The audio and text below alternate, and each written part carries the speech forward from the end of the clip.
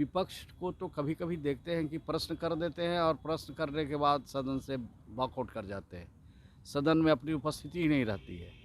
तो सरकार का स्पष्ट मानना है कि कोई भी राज्य के हित का सवाल लाएंगे तो उसका सरकार जवाब देगी, और विपक्ष को क्वेश्चन पूछने का, प्रश्न पूछने का धैर्य भी होना चाहिए। और जब सरकार उनके प्रश्नों का जवाब सही दे रहा है तो उसमें घेरने का कहाँ प्रश्न उठता है। तो उनके सवाल का जवाब देने के लिए आप लोग पूरी तरीक़ा से तैयार हैं, तैयारी के साथ आएंगे? नहीं, जब जब सदन आहूत होती है, जब जब सदन चलता है, तो जो भी प्रश्न रहता है उसका जवाब देने के लिए सरकार बिल्कुल तैयार बैठी है।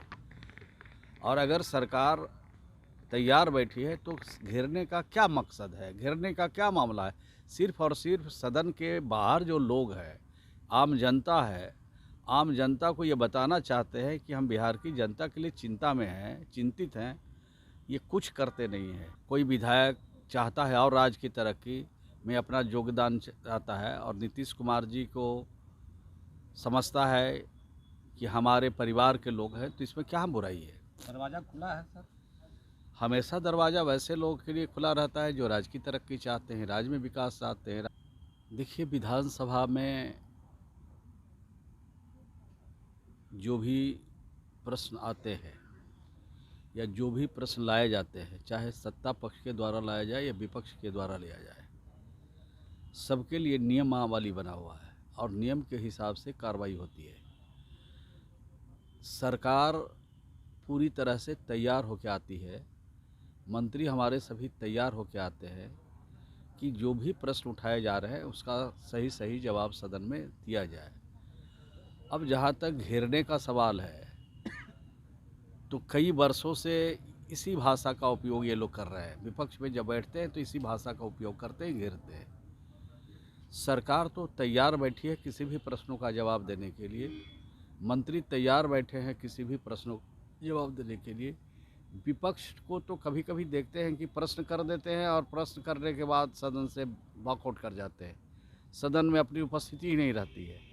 तो सरकार का स्पष्ट मानना है कि कोई भी राज्य के हित का सवाल लाएंगे तो उसका सरकार जवाब देगी, और विपक्ष को क्वेश्चन पूछने का, प्रश्न पूछने का धैर्य भी होना चाहिए। और जब सरकार उनके प्रश्नों का जवाब सही दे रहा है तो उसमें घेरने का कहाँ प्रश्न उठता है। तो उनके सवाल का जवाब देने के लिए आप लोग पूरी तरीक़ा से तैयार हैं, तैयारी के साथ आएंगे? नहीं, जब जब सदन आहूत होती है, जब जब सदन चलता है, तो जो भी प्रश्न रहता है उसका जवाब देने के लिए सरकार बिल्कुल तैयार बैठी है। और अगर सरकार तैयार बैठी है तो घेरने का क्या मकसद है, घेरने का क्या मामला है। सिर्फ और सिर्फ सदन के बाहर जो लोग हैं, आम जनता है, आम जनता को ये बताना चाहते हैं कि हम बिहार की जनता के लिए चिंता में हैं, चिंतित हैं। ये कुछ करते नहीं हैं।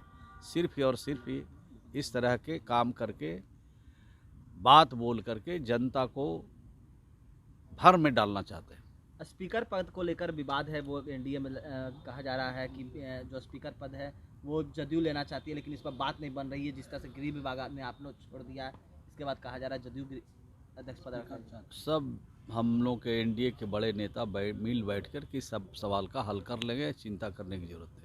सर, एक सवाल है कि आप नीतीश जी की बेहद करीबी भी हैं, तो ऐसे में अध्यक्ष को लेकर के चर्चा हुई होगी ना कि जदयू के होंगे या बीजेपी के? सब ऊपर के लेवल पर बातचीत चल रही है। जैसे ही मामला हल होगा वैसे ही आपको खबर दी जाएगी। तेजस्वी जो बैठक की है उसमें कांग्रेस के 4 विधायक नहीं पहुंचे और कहा जा रहा है 4 विधायक जेडीयू के साथ आने वाले हैं। आप लोगों के संपर्क नहीं, जेडीयू के साथ या कांग्रेस के साथ रहेंगे वो तो उनकी इच्छा है।